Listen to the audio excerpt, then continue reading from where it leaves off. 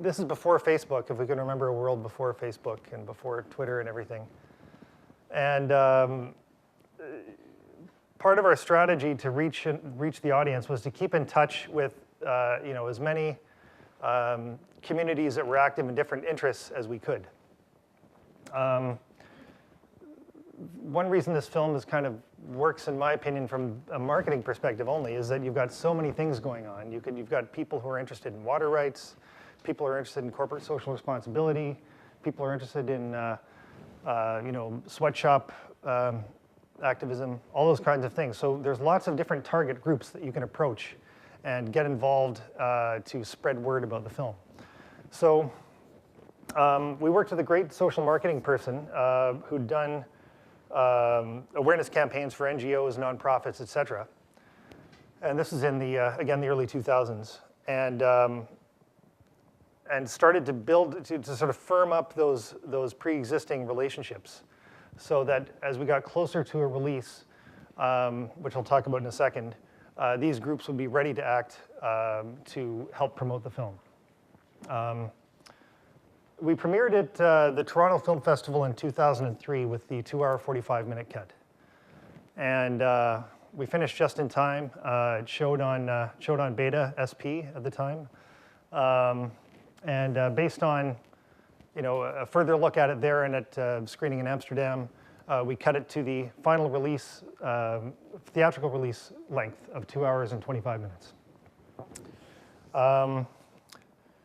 So we released in Canada after Sundance in 2004, and we were lucky enough to have a theatrical run in Vancouver and Toronto for about 6 months in theaters, which was huge. And also decent release in the States and in other parts of the world too, UK, Europe, et cetera.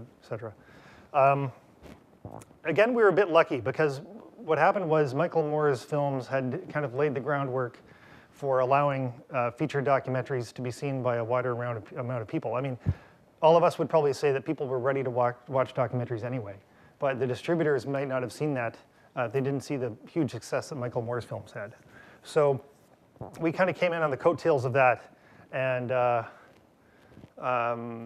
was a really interesting period, around 2003 to about 2006 or 7, when distributors, I think in hindsight, started to do a shotgun effect and just take a look at a lot of different documentaries, because I think personally from an economic standpoint, never mind the content, documentaries are relatively inexpensive to make. They can get people out there, and the returns would be relatively high. So there might have been some overreaction from the distributors, certain distributors saying, well, it doesn't matter what type of documentary it is, let's throw it in the theater and see what happens. The result is you didn't see all documentaries doing well in theaters. Also, the economic downturn happened. So now, once again, you're in a situation where it's a struggle to get certain documentaries out in the marketplace. So it's a bit frustrating. So going back to our marketing strategy, we had these like-minded organizations ready by keeping an email contact with them. And the way that, it was a lot of grunt work.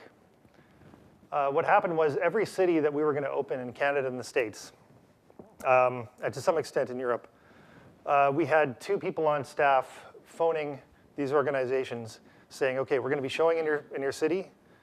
In exchange for access to your email list and your membership list and you promoting the film, how about you being able to set up a table with an information booth about your organization? So that was, you can imagine, I don't know how many calls that would have been, probably 200-300. And organizing and getting people organized. So you might have, again, a water rights group, co-sponsoring essentially a film that would show in Winnipeg or in New York or whatever, and continue that relationship as we moved into the DVD release. In a way, it's sort of the lo-fi version of what happens now with Facebook and Twitter, et cetera. You find the group, the target audiences, have them be champions for the film, have them spread the word, and also find a way to have them personally invested in helping the film get out. Now, we weren't going to get, we aren't rich people. Again, we were working out of a house. So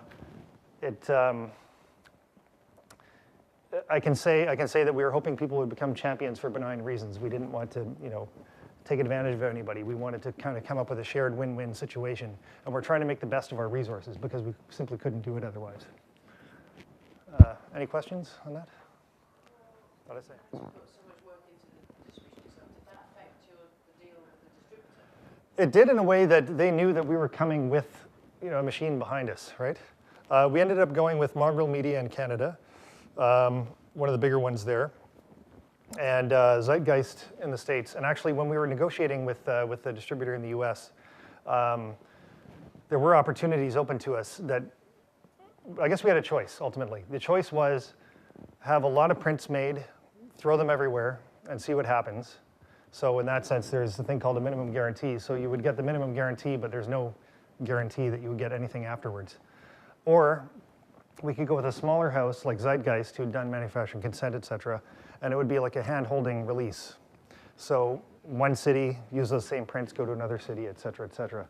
And it might have hurt us, but I think in the long run, it was kind of the more sensible thing to do, especially with our strategy of phoning each city we were opening. Were they getting involved in that as well? Not so much, no. They did to some extent, but you're always your own best distributor / marketer in terms of that kind of thing. Take a small percentage. Sorry? Did they take a small Yes. Yeah. The deal was we got a percentage, they got a percentage, et cetera, et cetera. So.